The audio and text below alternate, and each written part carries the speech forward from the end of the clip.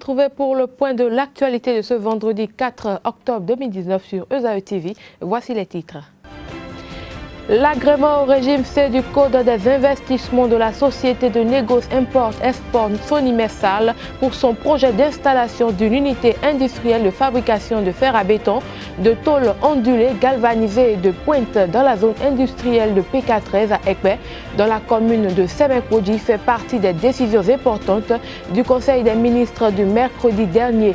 Dans le développement de ce journal, toutes les précisions liées aux 10 conseils vous seront présentées. La Cour de répression des infractions économiques et du terrorisme CRIET est une institution installée au Bénin depuis plus d'1 an. À travers la lecture des attributions de la CRIET par le président de la Cour suprême Ousmane Batoko, lors de l'installation des membres de cette Cour, nous reviendrons au cours de cette édition sur l'essentiel à retenir de cette institution. Et puis, entre autres actualités sportives, l'heptathlonienne béninoise Odile Arouanou a tenu son rang de championne d'Afrique en titre aux mondiaux d'athlétisme 2019 à Doha ce jeudi. Le point, c'est dans un instant. Papa. Oui, ma fille. Tu sais, je t'ai dit qu'après mon bac, je veux devenir journaliste reporter d'image, non? Papa, tu penses m'inscrire où? ESAE. ESAE, papa. Waouh! Maman, maintenant que j'ai eu le bac, je veux faire les finances et trésors. Tu comptes m'inscrire où? ESAE, mon fils. ESAE? Oui, maman! Papa, Oui. tu sais qu'après mon bac, je veux être diplomate, non? Et tu comptes m'inscrire dans quelle université? Mais ESAE, naturellement. ESAE? À ESAE, vous êtes bien formé dans les filières comme administration du travail et de la sécurité sociale, administration générale et territoriale, administration des impôts, gestion des marchés publics, planification et développement local, droit et sciences économiques et de gestion. ESAE, c'est aussi sa télé numérique ESAE TV et son journal L'Informateur. ESAE, c'est à Bédjoumédé, 3e rue après le carrefour 16 ampoules allant à Jericho. Numéro de téléphone 98 98 14 00 96 80 55 11 90 93 65 21. ESAE, l'excellence a un nom.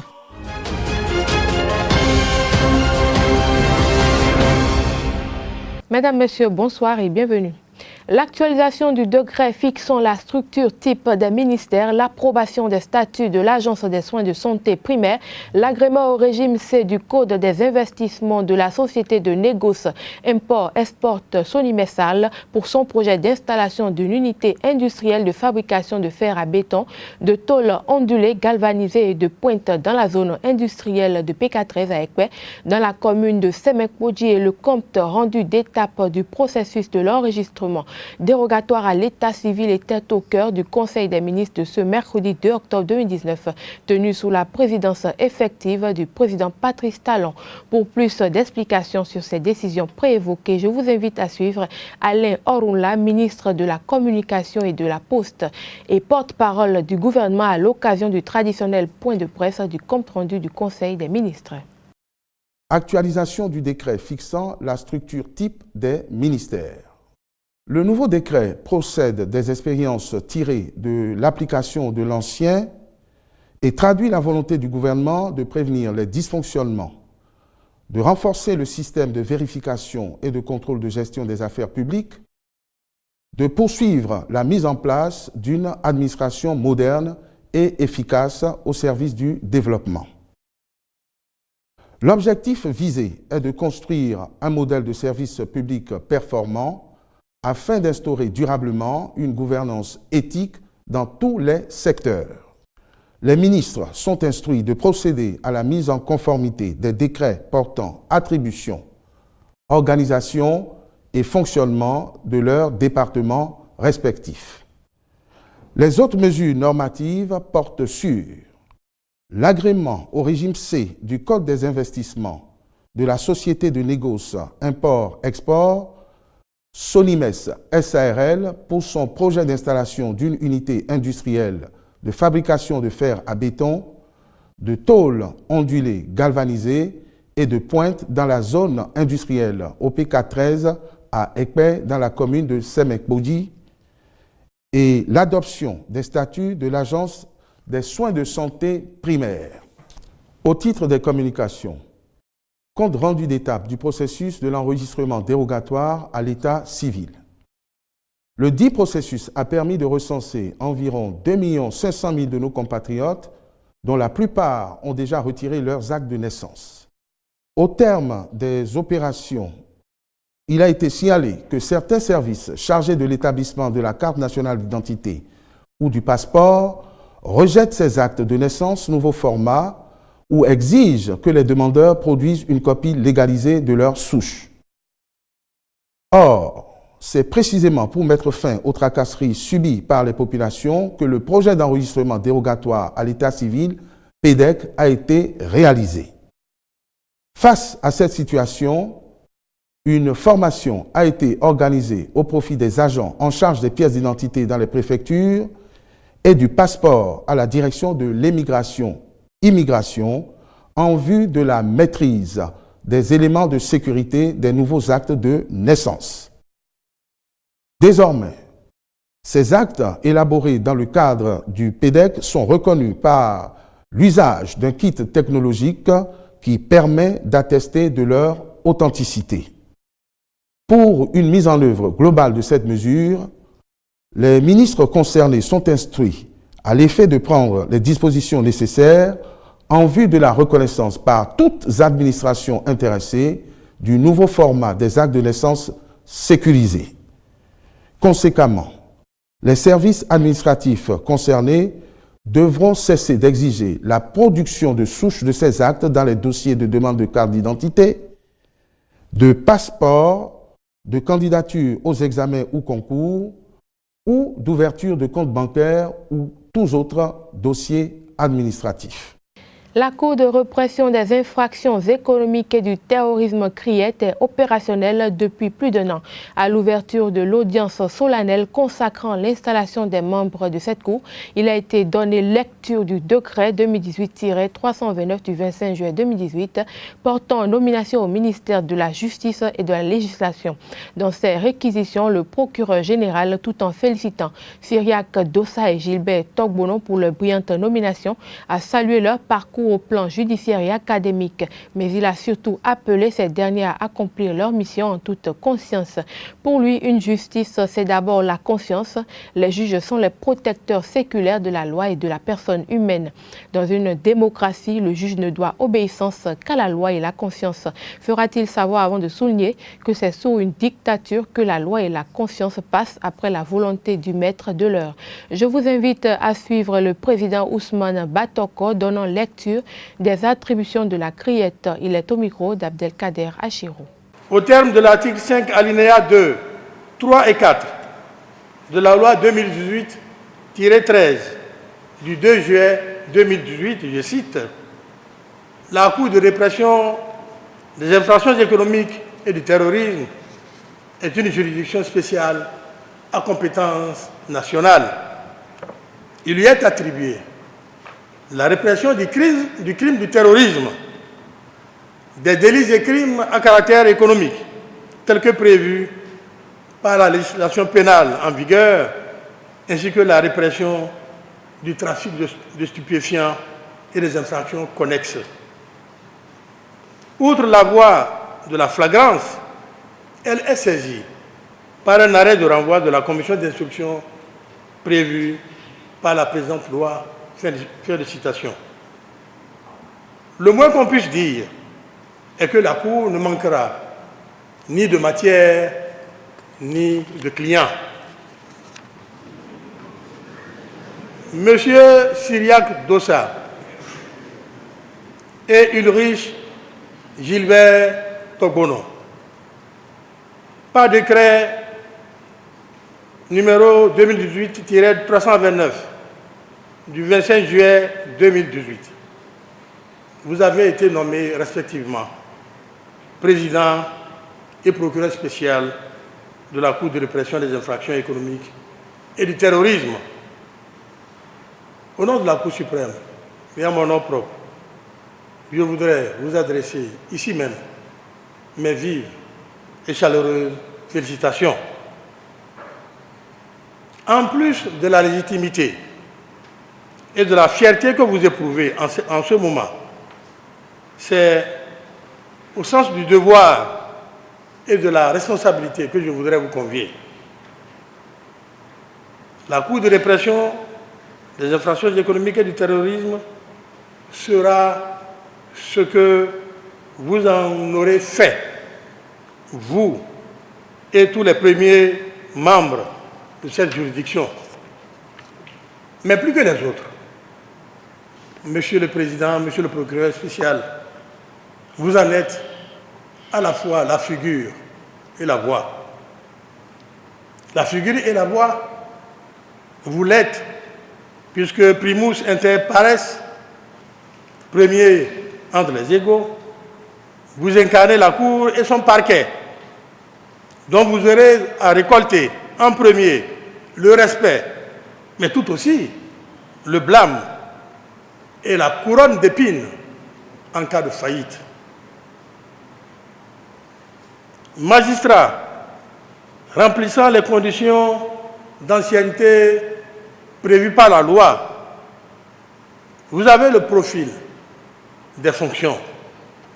Pour ce que je sais personnellement de chacun de vous, et si j'en juge aussi par les informations contenues dans vos curricula vitae.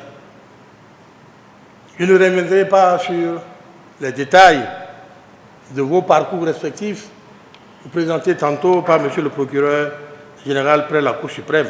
Mon souhait est qu'à la science, il faut que vous alliez la conscience, tant il est vrai que le naufrage de la conscience rend méconnaissable la science. Influenceuse femme d'affaires Nathalie Koa, lors d'un exposé avec les étudiants de l'École supérieure d'administration, d'économie, de journalisme et des métiers de l'audiovisuel ESAE, invite les jeunes filles à ne pas se laisser berner et influencer par la richesse d'un homme. Pour elle, accepter les avances d'un homme d'une telle catégorie a servi. Pour plus d'explications sur son propos, je vous invite à suivre Nathalie Koa.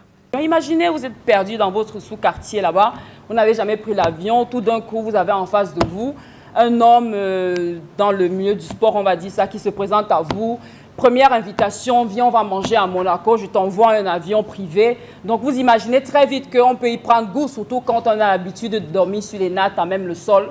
Donc, sauf que c'est vrai, j'ai fait ça. Sauf que, donc, c'est un appel. On vous attire vers ce mode de vie-là et à un moment donné, il est difficile pour vous de vous en détacher. Parce que ce mode de vie a conditionné la personne que vous êtes devenue, a fait en sorte que vous voyez vos standards à la hausse alors que vous n'êtes pas capable vous-même de produire le capital nécessaire pour maintenir le rythme de vie. Donc tout ça fait en sorte que je veux me battre coûte que vaille pour maintenir ce standing-là. C'est-à-dire, ça allait du fait que il fallait assouvir ses caprices, et ces caprices passaient partout. Parce que c'est très simple. Donc, si vous passez par une petite crise, c'est « Ok, d'accord, aujourd'hui, je ne te paye plus le loyer. Si tu veux encore être avec moi, il faut que tu fasses ça. Moi, j'aime bien faire ça. » Donc, je me suis retrouvée dans un engrenage entre mes 18 et mes 24 ans, on va dire, où je ne vivais pas ma vie. Je vivais une vie qui me permettait d'avoir un standing comme ça, de rouler dans une belle voiture, de faire les voyages à travers le monde. Mais au fond de moi, je n'étais pas heureuse. J'étais très malheureuse parce que je ne m'épanouissais pas. Je le faisais et tout. Et je n'ai pas eu comment on va dire, je n'ai pas eu l'honnêteté de dire aux miens, aux gens qui étaient autour de moi, que écoutez, je ne suis pas heureuse. Donc, je ne l'ai pas dit. Heureusement pour moi, quelques années plus tard, 3, 4 ans, 5 ans plus tard, je me suis posé la question qu'Hélène s'est posée un soir chez moi. Je me suis demandé, est-ce que c'est la vie que mon père aurait voulu que je vive? Est-ce que mon père aurait voulu que je sois une femme objet? Ou est-ce que mon père aurait voulu que je prenne ma vie en main? La réponse est évidente parce que même quand on veut se mentir à soi-même, on finit toujours par trouver la réponse.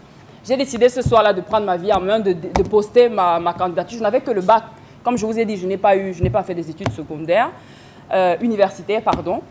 Donc, j'ai posé ma candidature, j'ai profité d'une période où on était un peu en froid, j'ai posé ma candidature et j'ai commencé à travailler. Quand j'ai commencé à travailler, il y avait autour de moi mes collègues de boulot qui gagnaient à peine 10% de ce que je me faisais en un mois, juste en un voyage.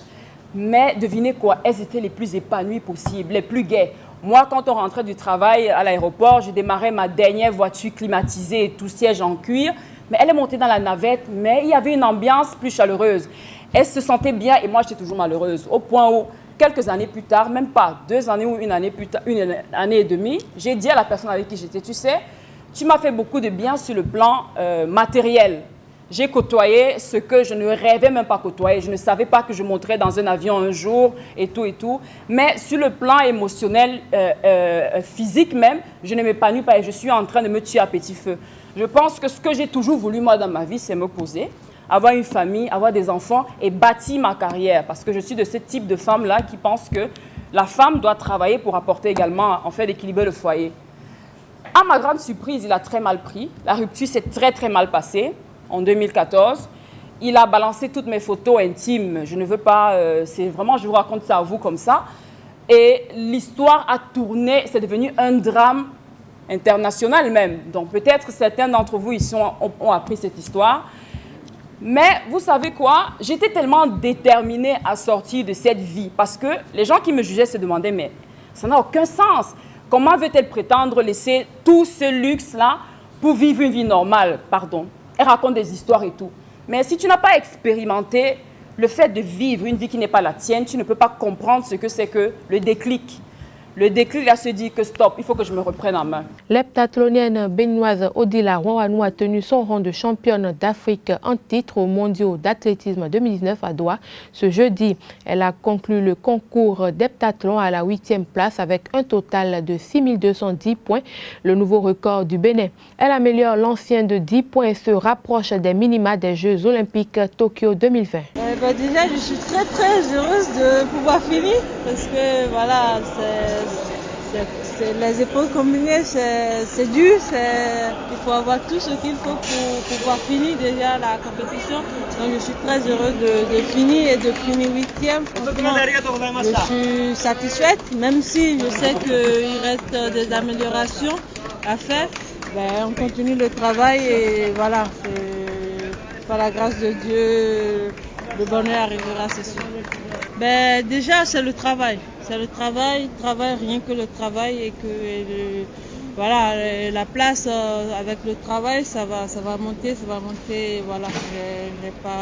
J'ai pas d'autre chose à dire, c'est le travail. Je tiens à soutenir Matt parce que c'est pas facile de pouvoir faire 6 épreuves et puis la 7e, on a du mal à le faire parce qu'il y a la blessure. Donc voilà, il faut le mental et je la soutiens vraiment sur ce côté. Sa rivale burkinabé Marthe Kouala a abandonné à la 7e épreuve à cause d'une blessure contractée au lancer de javelot. En football, les écureuils locaux ont été éliminés par les Lions de la Teranga hier en quart de finale de la Coupe de l'UFOA. Union des fédérations ouest-africaines de football. Timide en première mi-temps, les poulains de Moussa Latoundji ont montré un meilleur visage en seconde période avant de fléchir à la 64e minute sur le but de Camille Poney. Demi-finaliste à la première édition, le Bénin sort donc de la compétition. Après plus de 3 mois de pause, la Vitalor Ligue 1 reprend ce dimanche avec comme affiche d'ouverture Dragon Dynamo FC de Parakou au stade Charles de Gaulle de Porto-Novo. La Ligue de football du Bénin a animé hier un point de presse à son siège pour exposer les innovations apportées à ce deuxième championnat de l'ère Mathurin de Chacus. Son vice-président Bouraïma Imourou dévoile quelques-unes de ces dispositions. Au nom donc des dispositions qui sont prises pour cette nouvelle saison, nous avons, outre les terrains qui seront forcément désormais terrains à gazon naturel ou synthétique, il y a aussi le problème des pratiques occultes sur les stades. Vous le savez mieux que moi, ce qui se passe, ce qui a entraîné les clubs la saison passée à une vilaine habitude, celle d'escalader les murs pour rentrer dans les stades. Cette fois-ci, c'est interdit. Aucun club ne doit escalader les murs pour rentrer dans les stades. C'est dans le règlement et tout club doit se conformer à cela. Et qu'est-ce qui amène les gens à escalader les murs? Lorsque vous arrivez au niveau du portail et vous voyez qu'on a exposé des choses qui vous font peur, là, vous ne pouvez pas passer. Nous avions donc interdit aussi d'exposer des choses. Vous pouvez faire votre gris-gris, si je dois m'exprimer clairement comme ça, mais cachez, faites ça chez vous avant de venir au stade. Et si vous devez le faire au stade aussi, que ça soit dans vos sacs ou bien que vous cachez cela. On ne doit plus rien exposer comme pratique occulte désormais dans nos stades. Autre disposition également très importante, vous savez, on dit que les expériences, le passé, ça fait des expériences et ça vous permet de vous corriger pour la suite. La saison passée, nous avions connu des forfaits. Et on est revenu à une disposition qui était dans nos règlements. Lorsque vous faites un forfait, vous êtes directement relégué en division régionale. Ceci également sera appliqué à partir de la saison prochaine. Nous avons également, on s'est rattrapé, on s'est conformé au test de la FIFA parce qu'avant, pour jouer un match de football ici, dans notre championnat, lorsque une équipe n'est pas à 11 joueurs, c'est que le match ne peut pas démarrer. Vous faites forfait. Mais aujourd'hui, ce n'est plus ça. À partir de 7 joueurs, vous pouvez jouer un match. Vous pouvez être accepté à commencer un match. Donc ça aussi, ça a été corrigé et introduit dans le règlement de la nouvelle saison 2019-2020. 16 équipes sont engagées pour le compte de la Ligue 1 2019-2020 pour peaufiner les dernières stratégies avant la reprise. Esaü Football Club affronte la jeunesse sportive de Pobey JSP demain au stade Jean-Pierre Gascon de Pobey. Ce sera tout pour cette édition du journal sur Esaü TV. Merci à tous pour votre fidélité. Bon week-end à chacun et à tous.